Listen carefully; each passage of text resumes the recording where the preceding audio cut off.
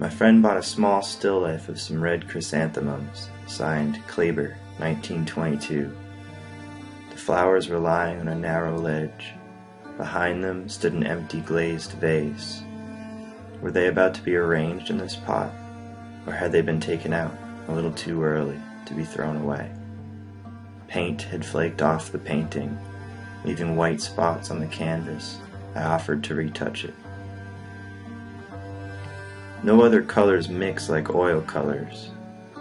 You search touch by touch for a timber on the saucer, and then you discover the color that matches the voice you were searching for. There were hundreds of white, flaked off spots to cover, blackish crimson for the flowers and shadow, guitar browns for the wood of the drawer under the ledge, shellfish grays for the walls in the corner, an indescribable magenta pink for the petals and the light. Everything suggested the room was small, with probably, in 1922, many people living in it.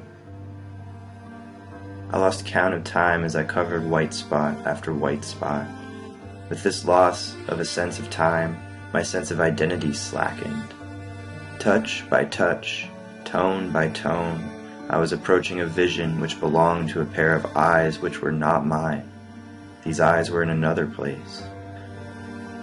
There are some lines in a poem by Akhmatova on the theme of mourning which refer to a chrysanthemum crushed by a boot on a sidewalk. These lines were written 20 years later. The crimson chrysanthemums in this still life are still innocent. I paint freely, inspired by the longing of what is there on the canvas.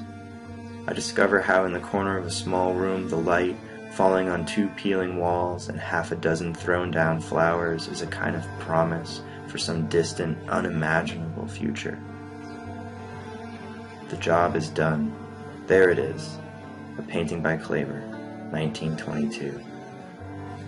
A moment has, for a moment, been saved. This moment occurred before I was born. Is it possible to send promises backward?